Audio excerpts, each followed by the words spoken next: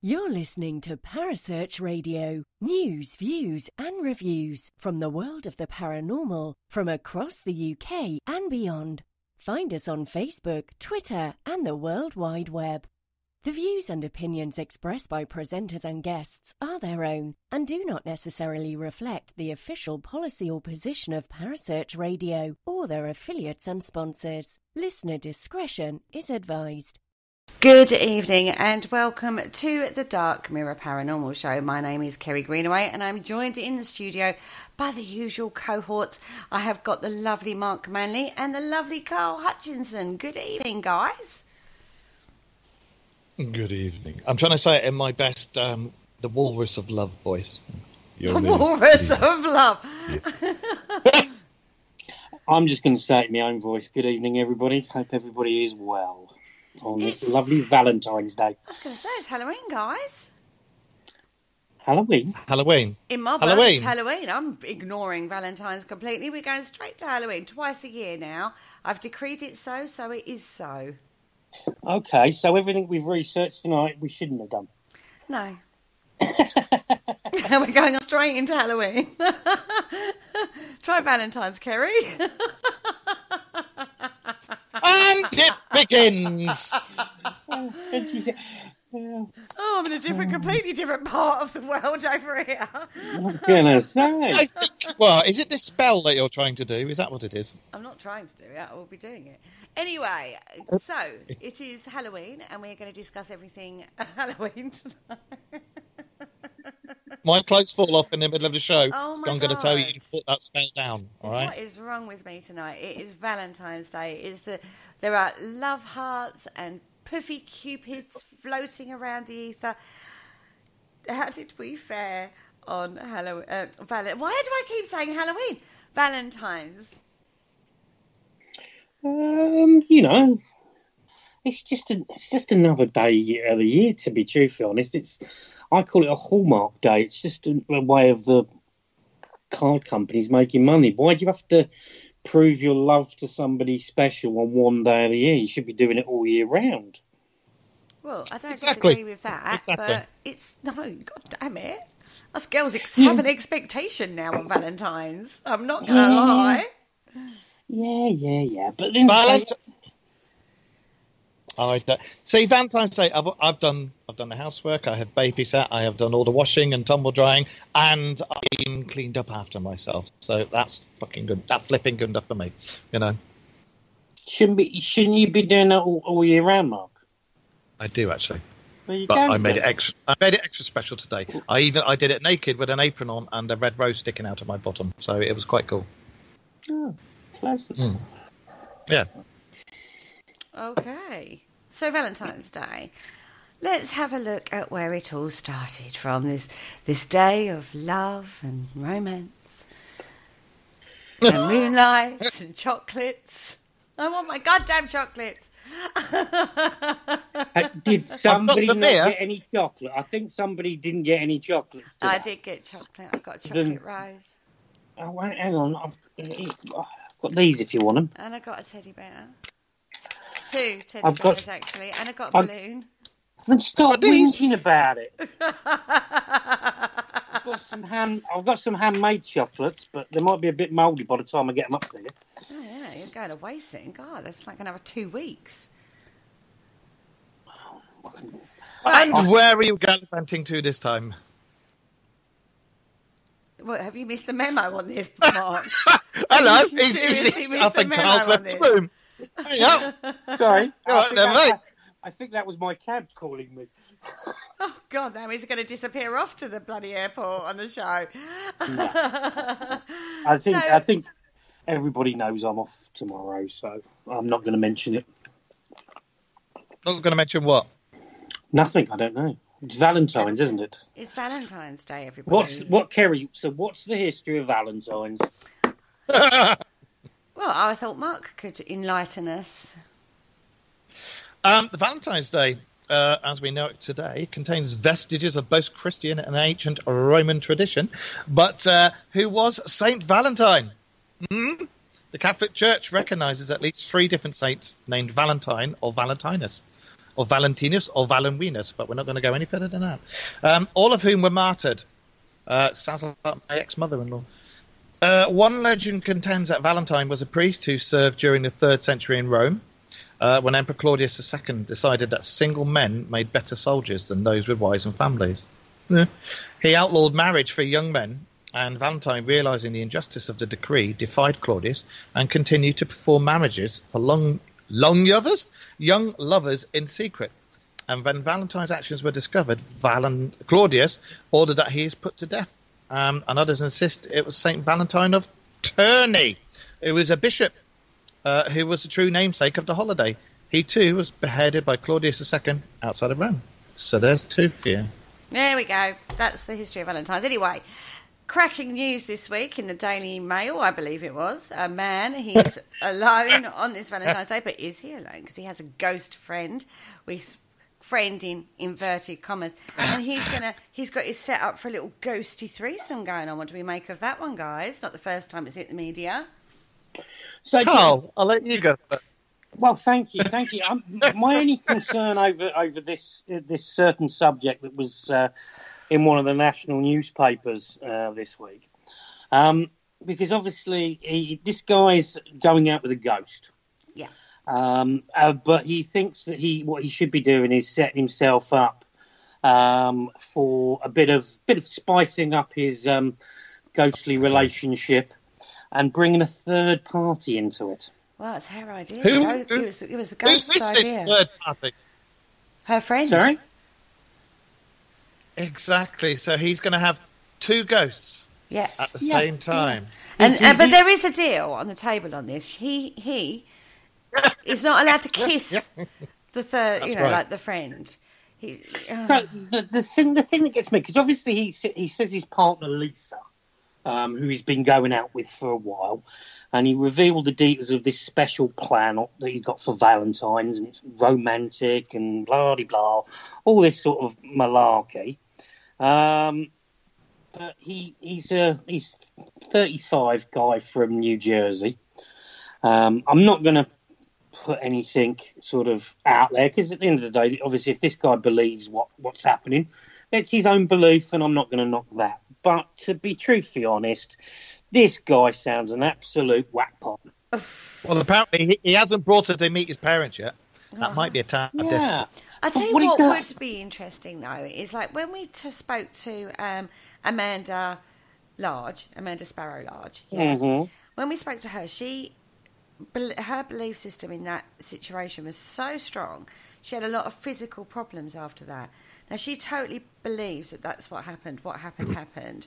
But she ended up with a lot of physical issues. It would actually be interesting to follow this story to see if he has the same sort of thing. If it does, doesn't that raise questions? In my eyes, it raises a lot of questions. I'm not talking about mental health issues. I'm not saying about mental health. I'm just thinking I'm doing it all wrong. I should be playing the field in the spirit What world. about the mess? Exactly. Apparently, he puts rose petals on the bed because him and his ghost lover like to wake up to the smell of roses. I'm sorry, all you're going to do is wake up with rose petals stuck to your face and your cheeks, and there's going to be a very strange mess. Oh, ectoplasm. No, it's not. But, it's a bit like saying like you go to bed and I can't see. I'm sorry, I'm a little bit gobsmacked about it. Yeah, either. I'm lost for words, to be truthful, because he describes his sex life with Lisa as amazing, ever involving. It gets better and better every day.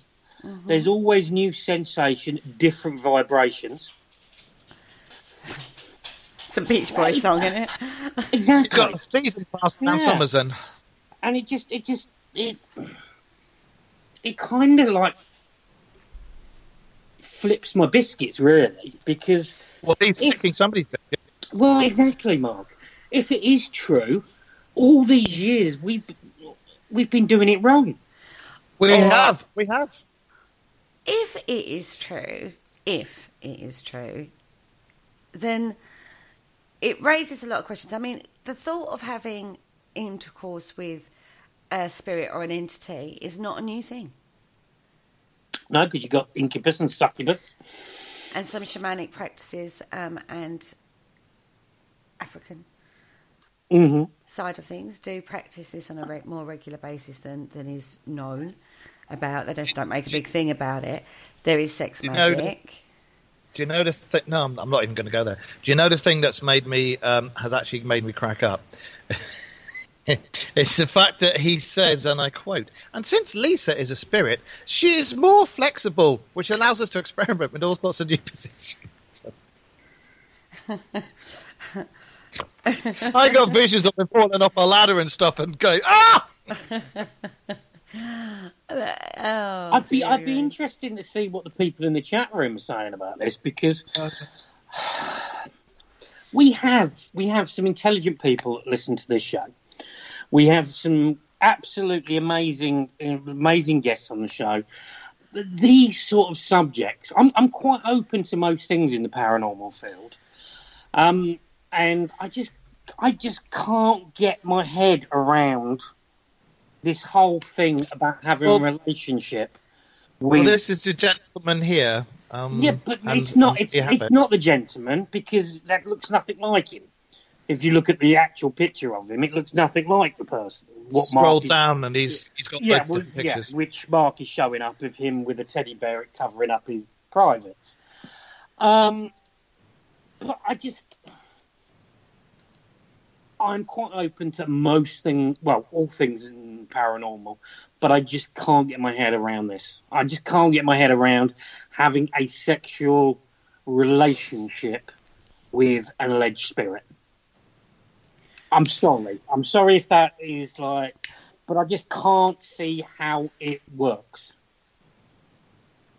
I don't want to go into like obviously graphic detail, but at the end of the day, how does it work? Wow. Okay. Is it on a spiritual level? Is it on an emotional level? It's it both. Can't be on a physical level. Can I let you into a little secret? I've just read all of it, and no, he's not. He's a comedian from England. He's not actually a man from New Jersey. He's a British comedian who's been trolling the media outlets with this story. When he first started doing it, people fell for it, just like the Sun and the Star and that, and wanted to interview him. And then there was a clickbait video started off on YouTube, and he just went, "Do you know what? I'm going to roll with this." Thank God for that. But it raises the question. Woman. But it raises the question, because this isn't the first time this kind of thing has hit the media. No, it's in not. a big way. And we have interviewed Amanda Sparrow-Large about this very topic, because it is it's so interesting from so many different angles. Now, you're talking about how you don't see how it could happen. It is possible. It's not, I can't see how it happens. I can't see how they can say they have a physical relationship. So when you go out ghost hunting and people say, "Oh, I've been touched on the hand or the hair or the back, or I've been shoved, or I've been this," it's a physical feeling, isn't it? You know that you've been touched by a ghost. Yeah, but Kerry, at the end of the day, being pushed, shoved, and whatever is one thing. Getting your rocks off, because obviously I can't say what actually I want to say. So if we say, I have to be professional. Yes. But how do you physically get your rocks off to a point where there's a magic moment in time where there's stars? Bang, whatever. Is that when the ectoplasm appears? Okay, so take the ghost factor out of it. But right, okay, there's two issues here, right? So you've got being touched by a ghost in a paranormal investigation. You believe that, yeah? And you believe that you are getting in contact with people that are dead and they're nice or nasty, regardless, their character stays the same as a ghost, right? Yeah. So if you believe that, then you've got to look at the other side. They can be nice and stroke and touch in that way. And then also you can manipulate your own energy centres that run through your body. There's something called Kundalini energy, which raises from the root chakra, which is based in the groin area, and raises up and can give you, this is where tantric comes in, orgasms and stuff like that. So it's the other side of the spectrum of what your belief system is. It's no different. But you'll have more trouble believing that a ghost would do that with you, but they won't have no trouble thinking it'll push you down the stairs or shove you in the back or pull your hair. Yeah, but... pulling your hair's part of it. What I'm saying, a personal experience, you get shoved, you get pushed, you get touched. Fair enough. You don't then go, I'll tell you what, I'm going to have a relationship with it. That is something completely separate, isn't it? No, it's not. Of course it is. It's got to be your mindset, isn't it? You've got to go for your mindset from going from, I was touched, I was there, to then thinking, I'll tell you what. I'm in this doll where he touched me. What, the voodoo doll? You don't know where you're getting touched. You don't know what's touching you. But there's also this, I mean, right, what Kerry's saying, yes, she's actually right. She's spot on. Some people do. I never thought that people being touched and stuff I thought it was a load of rubbish until I got scratched on my back once when we were doing investigation because I peed the resident ghost off. But that was a real thing and it happened. But I suppose for people who are sensitive and they've got that gene or they've got that part of the brain developed where they can interact with people from a different plane or on a different frequency, then fine.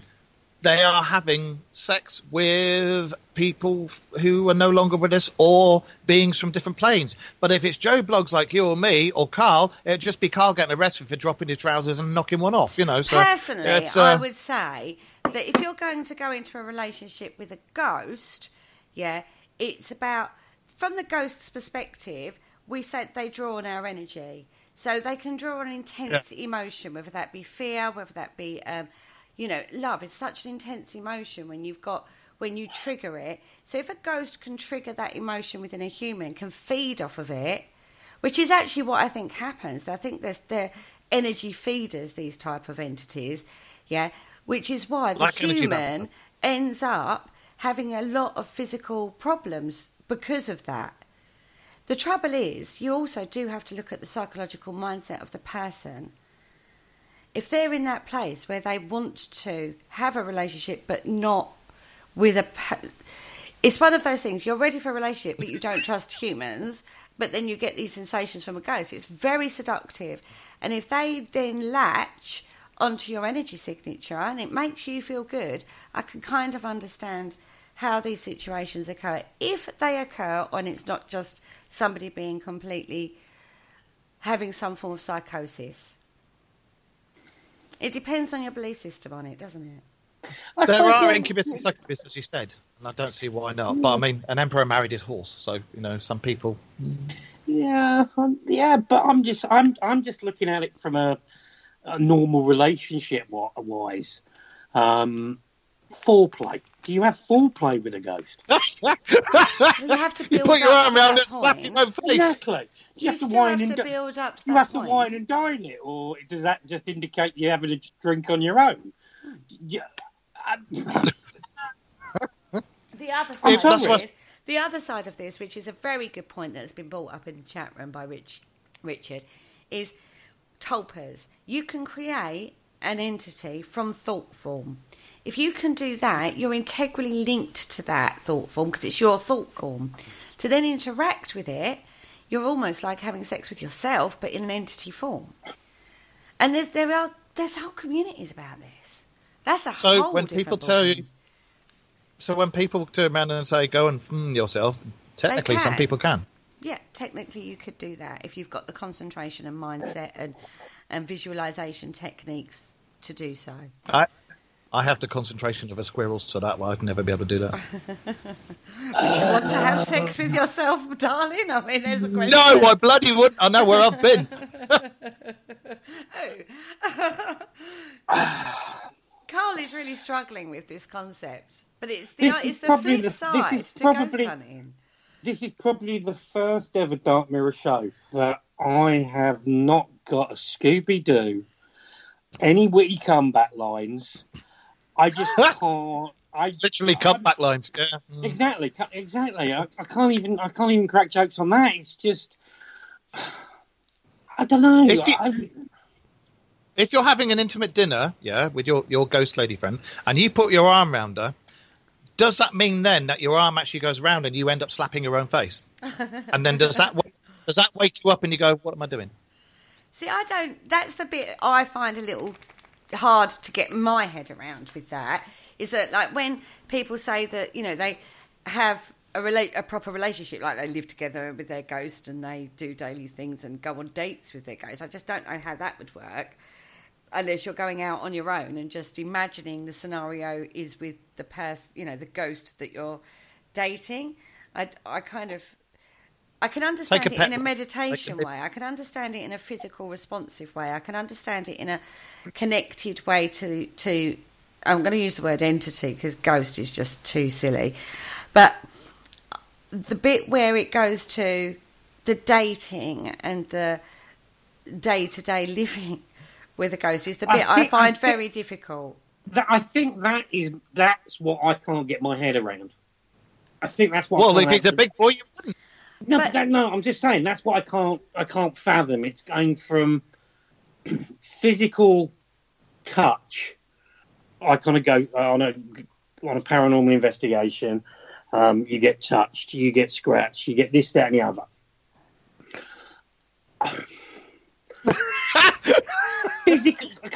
Physical attraction has to come into it. If you're going to get into a relationship and not having a one night stand and doing whatever you do on a one night stand, but you've got to be able to be. I don't know. I'm just. How do you tell the difference? But isn't that where your visualization of that person comes into play? Can't we say spirits can be very deceiving? Wouldn't they then appear as you wish them to appear? We've talked about this with fairies and stuff like that. They appear as you expect them to appear. So maybe it could be that. I can't believe we've blown his mind. Said, basically, what you've just said. You don't know whether you're having a relationship with a man, female, elf, troll, little thing down. Yeah. You don't know because, like you say, they can take on any form. Yeah. So you could be. Yeah. No, I've got something for you to ponder. Right? No, if you're hear me out. If you are having a relationship with a ghost and you're looking at the ghost from like the age-old perspective where it looks like a sheet, if you're having intimate relations with this ghost on your bed, which one's the sheet and which one's the ghost? Anyway, that's a very good question. No, but it's true. Any idol, any god, or any any of the gods of Olympus or anything like that are all just humans' personification of the qualities they possess. They don't actually look like that. We don't know. Like God, right? Look at God. It's just a human personification of that idea, that ideology. So it's not what they actually look like. For all we know, unless we've crossed over, we are never going to know what it looks like over there or what they look like until we do it ourselves. But we cross over. We don't hold the form that we hold on Earth. This is a meat bag that we're spiritual. We're a spiritual being having a physical experience. That's what we class ourselves as humans, yeah? In the belief system that we're in. Yeah, because we are a vehicle that we drive. The meat sack goes and you become an energy being. That's not a form. That's not the same form you have when you die, when you're alive, when you're in this meat sack. You can take on whatever form. Mediums many times say that when a spirit comes to them, they'll quite often show themselves at a point where they were the happiest in their life. And that could have been 30, 40 years ago. But you remember your nan as being that old lady lying in the hospital bed dying. No, I don't need that image in my head now. Sorry. But that's what mediums especially if we're talking say. about this subject. No. I'm going to have Carl's to put a line. Movies again. Fair point, though.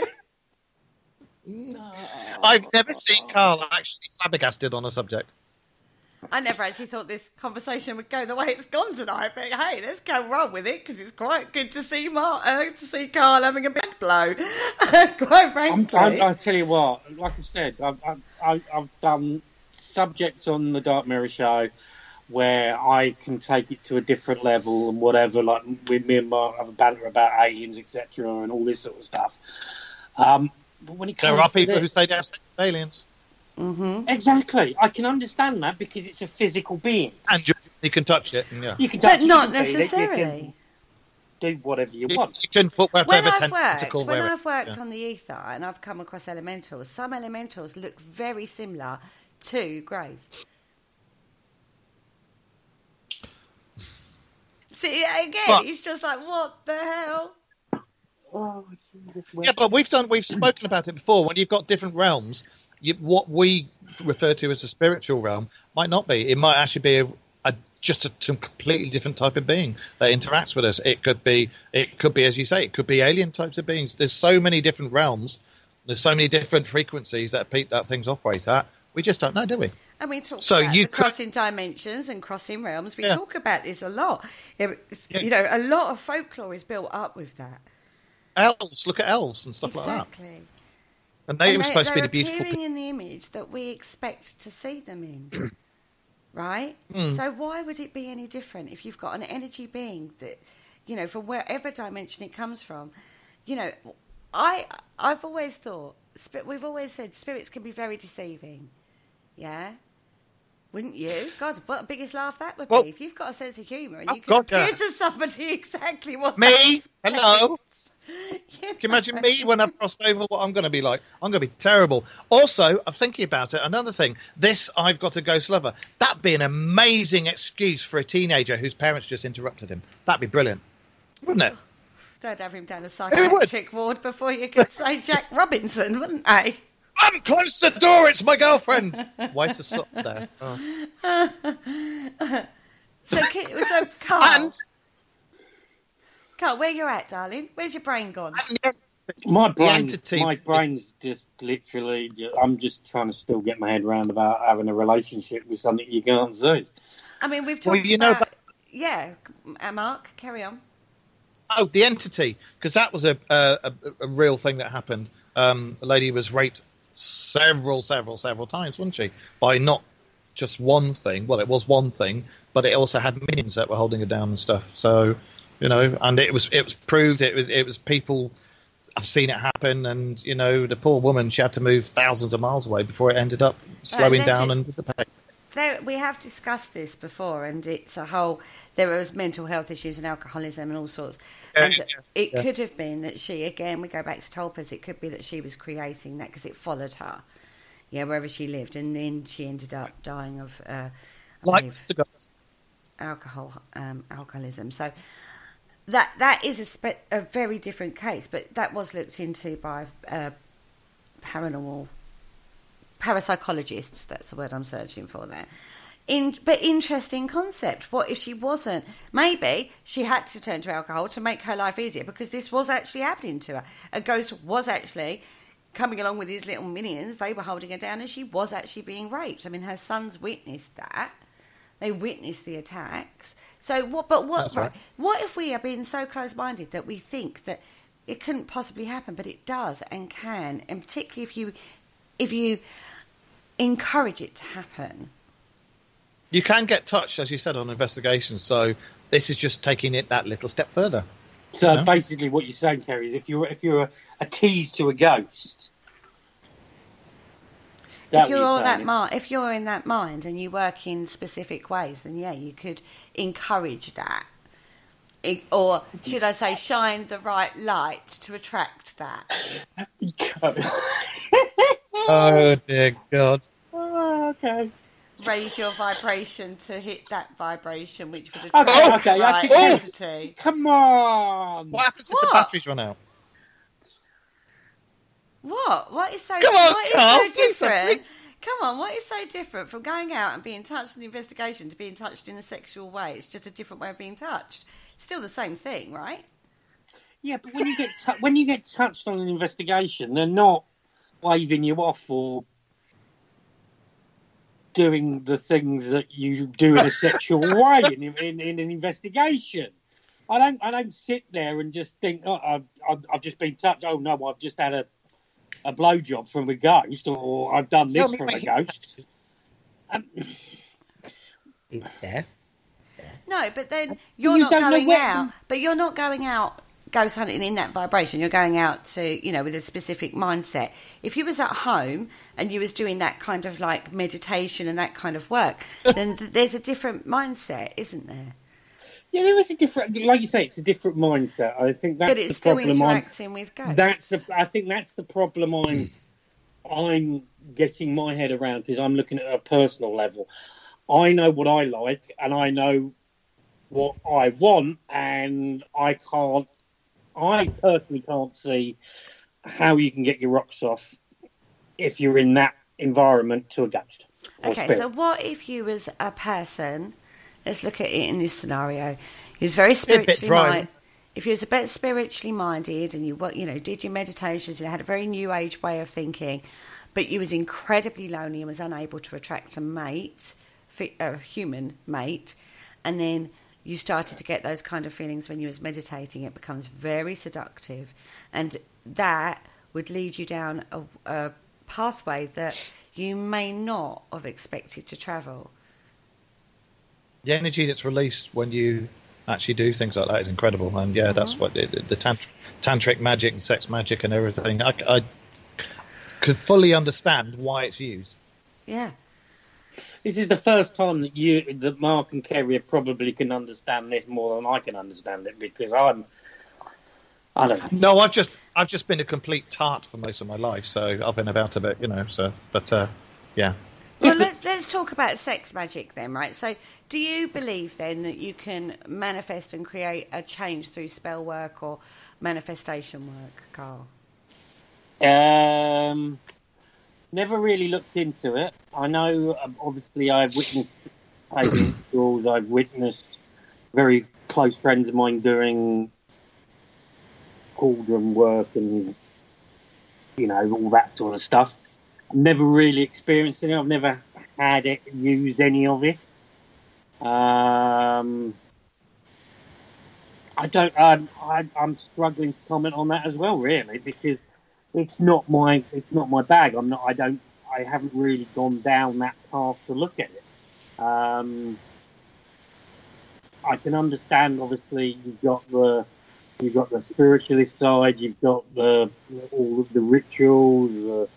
Whether this is the thing that I'm going to kind of struggle with is, obviously, I know you guys, and I know yourself, and a good friend of mine, MJ. They do these like potions and do spells and this, that, and the other.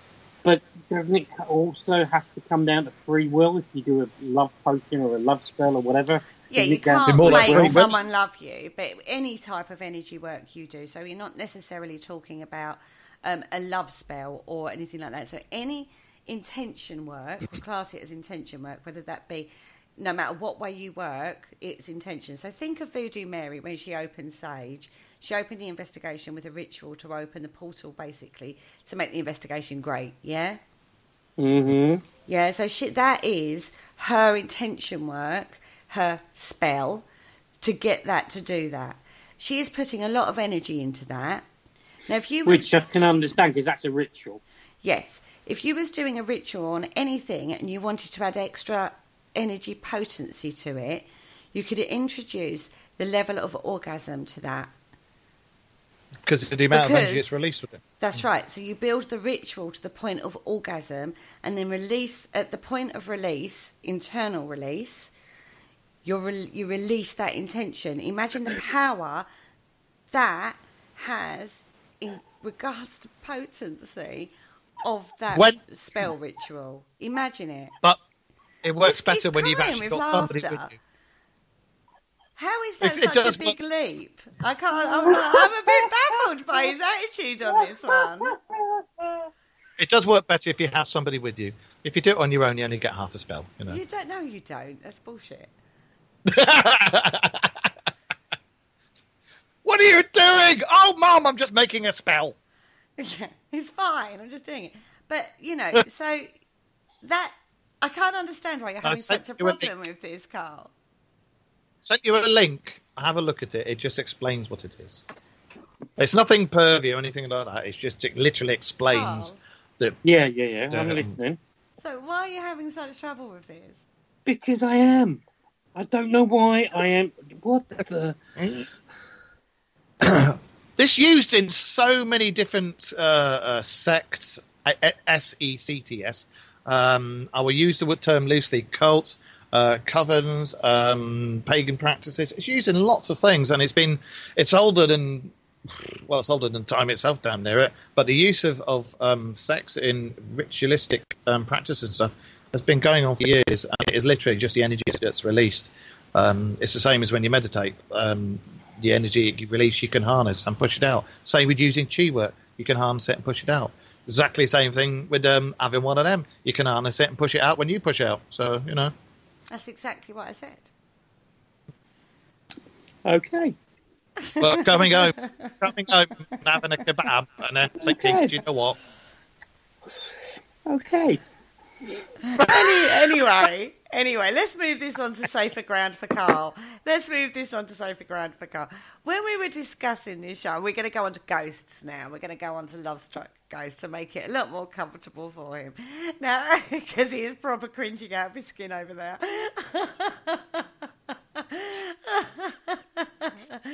When Carl and I, we were nattering away one evening, and he was talking to me about a place in America called Longfellow's Wayside Inn.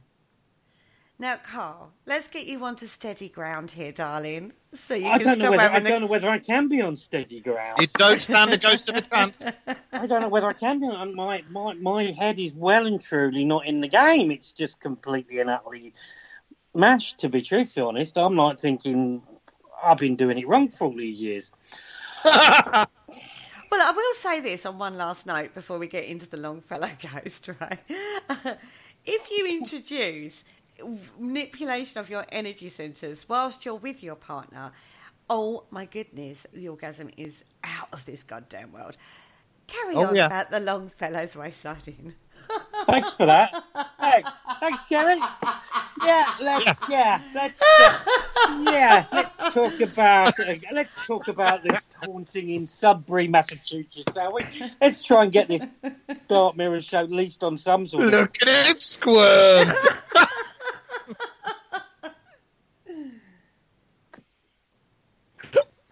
I'm loving it tonight. It's brilliant. One of the best shows ever. Oh, dear. Look, bless him. Bless your heart, Carl. We've totally thrown him, haven't we? Yeah, you have.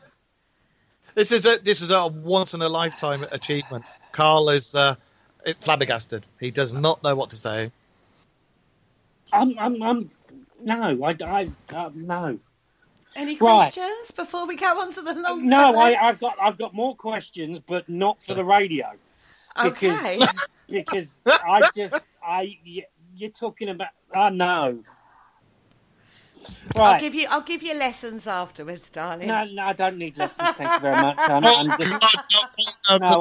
don't want lessons. No. I've got to get on a flight tomorrow. I don't need lessons. Right.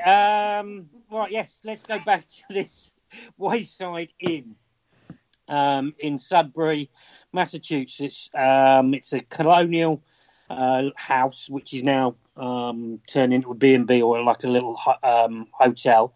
It was a family residence up until 1707, and then it became like a working inn, where it got the name of Longfellow's Wayside Inn.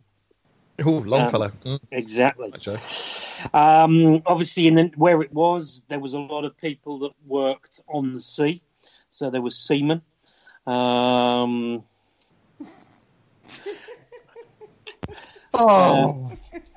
we go. Just had to wait for that 2 seconds to get that right little moment right. So Mark's got a mouthful. Of dinner, not of a ghost or anything, right. young man. All right. But basically, the story is behind. There was this maid.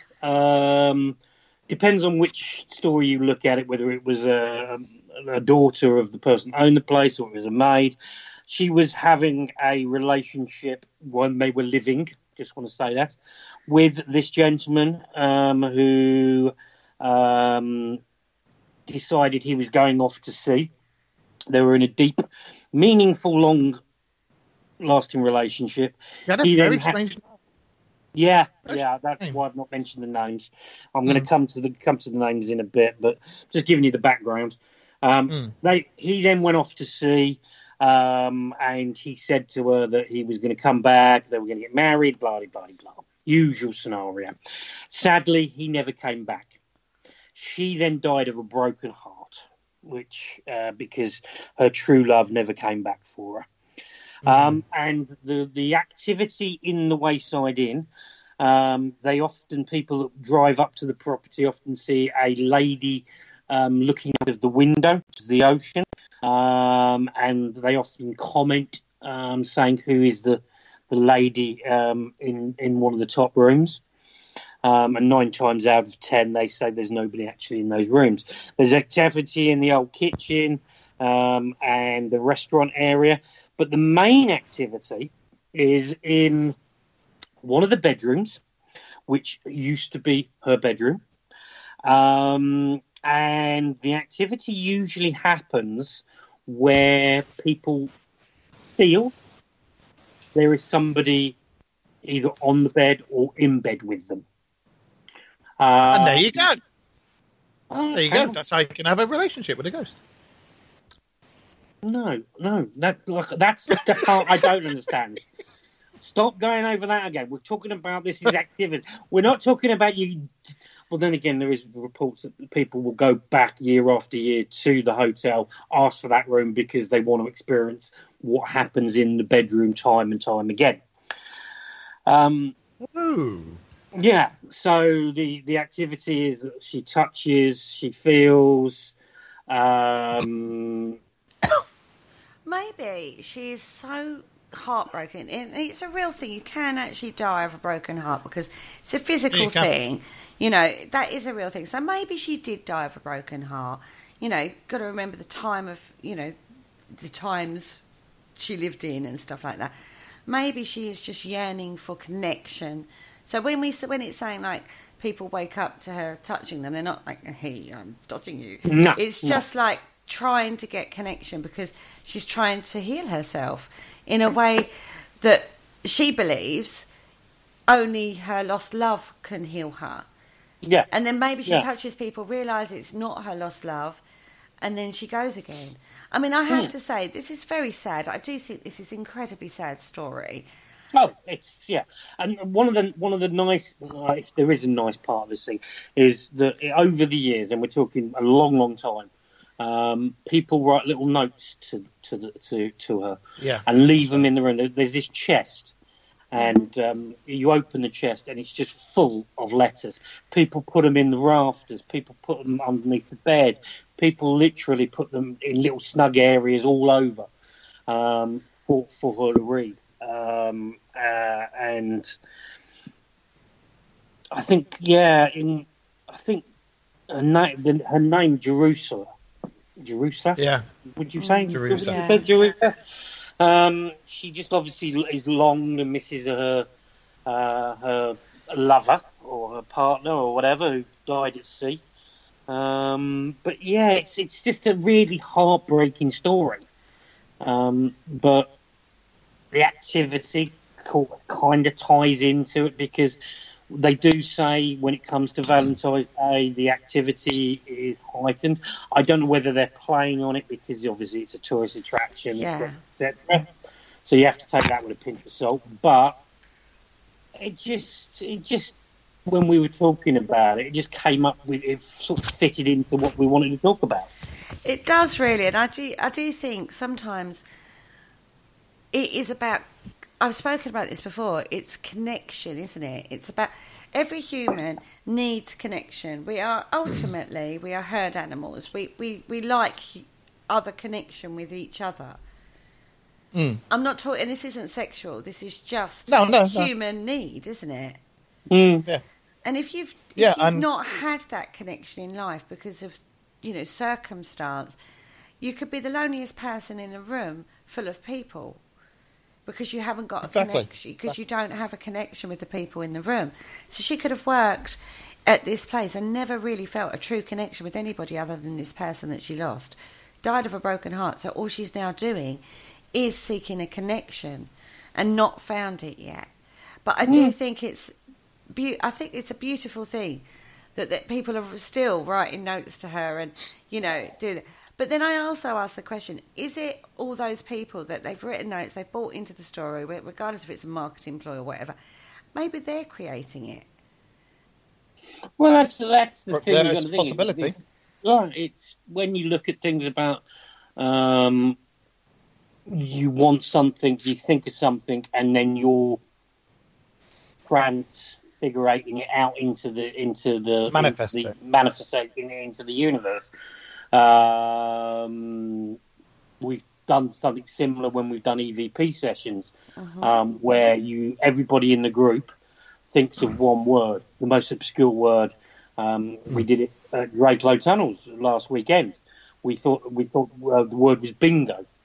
Yeah, I heard about this at Fort Halstead with Brian Cano. Yeah. It was his, he came up with, well, not came up with it, but he was the first one that I knew that did this. And they did it at Fort Halstead, and we tried it on a few times. And the word has to be sort of not the common garden word that you possibly could easily work out. So yeah, we've done monkey, we've done bingo. The one at Fort Halstead was Gollum, and everybody in the group. We try on multiple. We have multiple digital recorders around the group. Nobody talks, and for say 2 minutes, everybody thinks of only that word, and then we play it back and see what we've got. And I must admit, on two or three occasions that we've done it, sometimes we don't get anything, but on a couple of occasions, you do hear the words everybody's been thinking. So are we then, it comes up with that scenario is, are we then thinking what is happening and putting what we want onto the the digital recorder?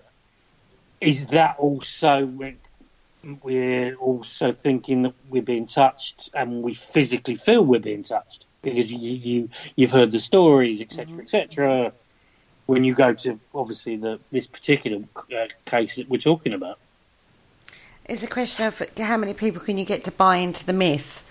If you get enough people to buy into the myth, then maybe you start creating activity. Because people their belief system is that place is haunted by that ghost, that's the activity you get. So is it the whole paranormal field? We're out actually searching for activity that we could create in our own homes without having to sit in cold, dark tunnels in the middle of the night.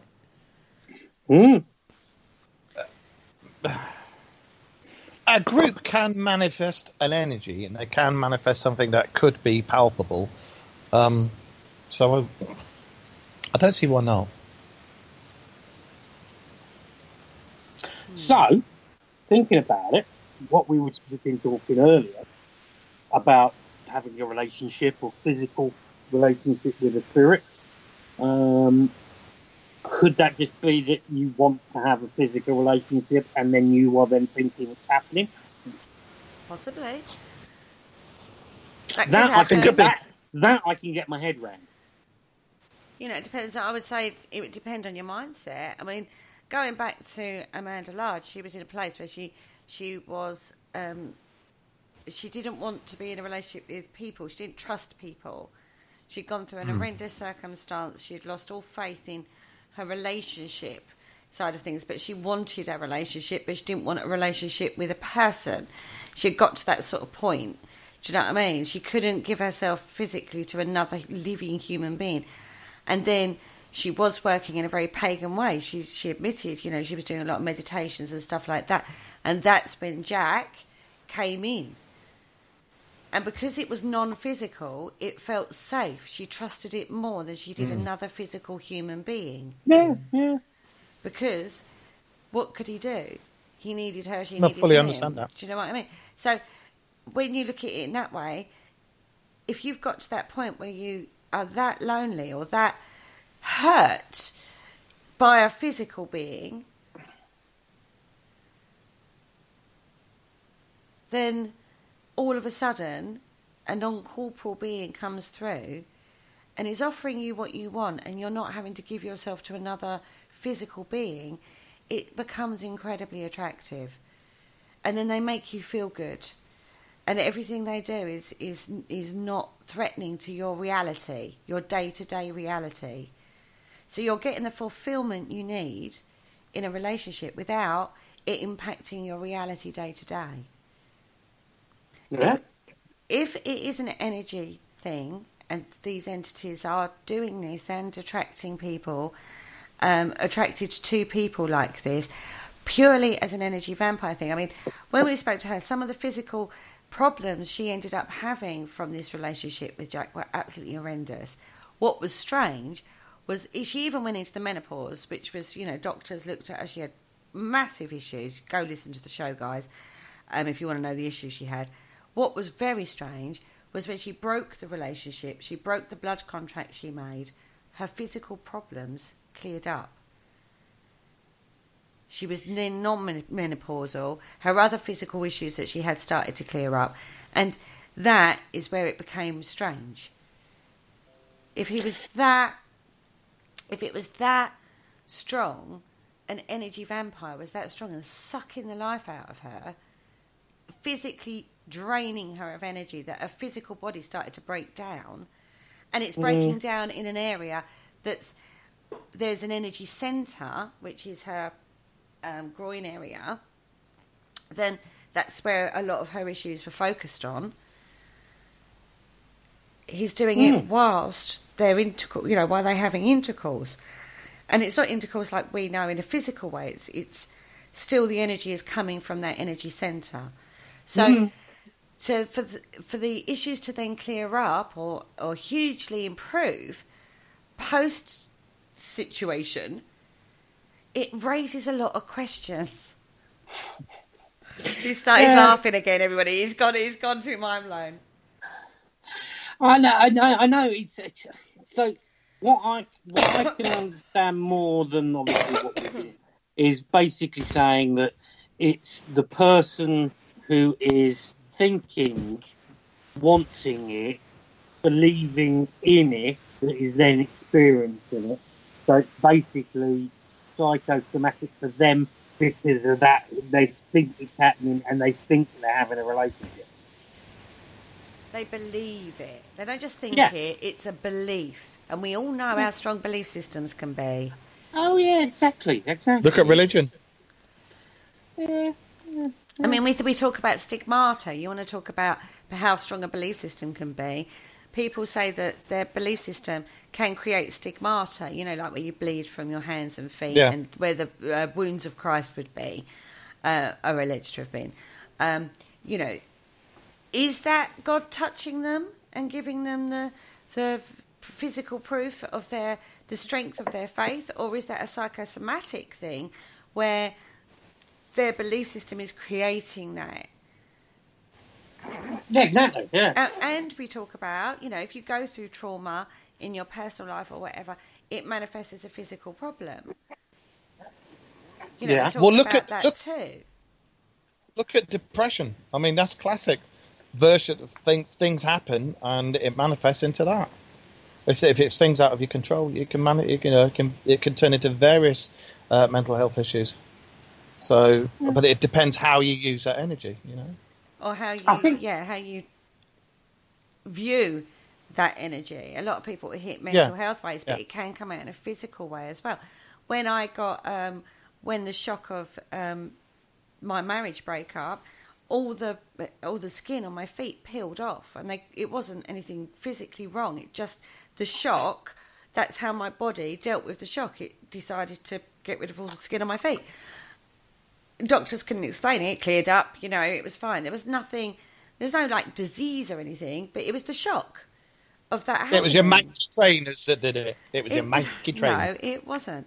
It was but that's the physical shock. That's how it came out in my body.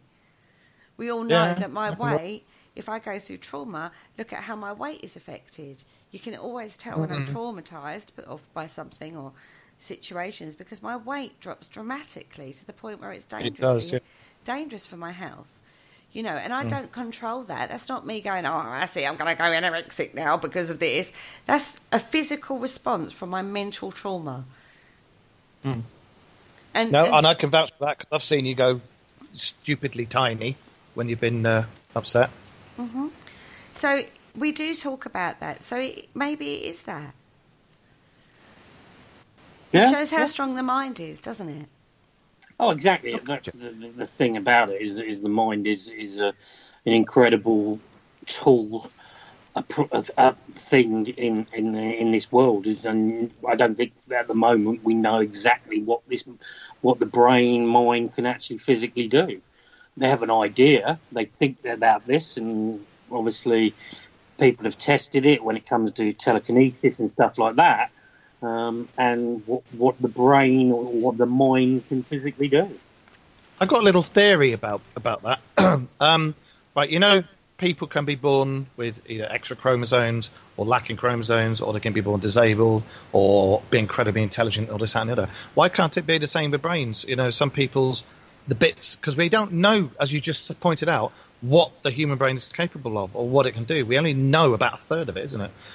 So all the rest of it that nobody knows what it is, who's to say that those bits can't be different from other people's bits? And that's why you've got people who've got precognition, or you've got people who are gifted in spiritual ways or in paranormal ways, and this, that, and the other. The genuine ones, I mean. I'm not talking about charlatans. I'm talking about the genuine ones, because then that would explain a lot. You've got physical disabilities, you can have mental disabilities, but you can have mental disabilities due to having different parts of your brain evolved. Yeah, absolutely. And I don't think in my lifetime we're going to get to even a small amount of what the mind can do or the brain can do. No, we never will. No. I mean, there was that film done with Scarlett Johansson, wasn't there? It was a girl's name. It was the first woman that was found. The skeleton was found in Africa, named after that, and that was all about the brain ability being opened up to 100%. Yeah. Well, it's a very, very interesting subject, and that. But at the end of the day, happy Valentine's Day to everybody, and for those of you who are in relationships, whether it be with a physical being or a spiritual being, I hope you are very happy and have a wonderful night. Did you just close the show See? down? No, I wasn't. I was just saying that for everybody who's in these sorts of relationships, we're not poo-pooing you or anything like that. We just hope you have a good night. That's all. Even though Carl can't get his head around it, because it's just his mind's blown. It's such a fascinating way of looking at different avenues of the paranormal, this world that we call the paranormal. And if you have got a belief system in one way, you've got to be able to be open to the fact that it could happen in a different way to the way it would happen on a ghost hunt, possibly. And if we say that spirits are human beings surviving consciousness, and that's what we're actually out there searching for, is basically proof that humans exist after life, that we go on, but our character remains the same. This is a very common thing in the field. They're like humans. Treat them like humans. You'll get more response from them if you treat them like they're human beings, like that you mate down a pub rather than going, come on, talk to me. You know what I mean? If that's the case, then you're not going to just have the nasty, horrible ones. You're also going to have loving and creative and beautiful souls out there too, surely. Exactly. No, I completely agree. So they're going to react or interact with you in a different way. Maybe they take it too far sometimes and learn to suck energy from a different perspective than fear. Sorry. That's just Carl's gone. He's got visions of it. No, I'm not even going to go there. On that note, we have come to the end of the show. Somebody having a ghost job. Oh dear. Now my lovely I really Carl enjoyed is tonight's show. My lovely Carl is off next week. He's off on his travels. He's going to explore some more spirits and ghosts and ghouls of New Orleans. So have a lovely time, Carl. Thanks, guys. I will try and pop on if we can work out the old time difference and signal episode. I will pop on just to say hello. But I will be back as of the 1st of March. I'm back in the country, so Looking forward to it. I know that everybody will be having great shows anyway in my absence, and so it's going to be good.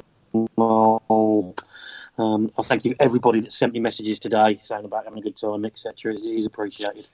And we are, funnily enough, we are talking where I am going to go to an actual in Bayou somewhere or other. I don't know where it is, but an actual voodoo ceremony with Bloody Mary.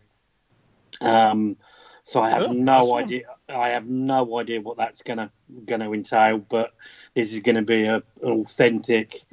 There's going to be 4 or 5 people doing the rituals, and I have no idea what we're going to be doing. So, because I've been so told you might get touched. You might just get touched. Well, depends on how many hand grenades or pineapples I drink. So no, I'm only joking. Because we've got to be sensible, because we are doing a lot of stuff out there, and we have a lot. The days are more fun and stuff like that. The evenings are more paranormal. Like we're doing 3 investigations and stuff like that, as well as enjoying Mardi Gras and a couple of other parades and stuff like that. So. Busy boy. And Mark, what's your plans for the rest of the evening, or shouldn't I ask? Oh, no. I mean, to be absolutely honest, no, you shouldn't ask, because we're not an R-rated, an X-rated show. So I have my own plan. On that note, say goodnight, guys. Good night, guys, and happy Valentines. We love you, Carl. Mwah. Happy Valentine's, guys, and no, I don't love you, Mark, but hey, you're all right. Yeah, I'll talk to everybody soon. Take care, everybody. Thanks for the show. Have fun, mate. Good night, everyone.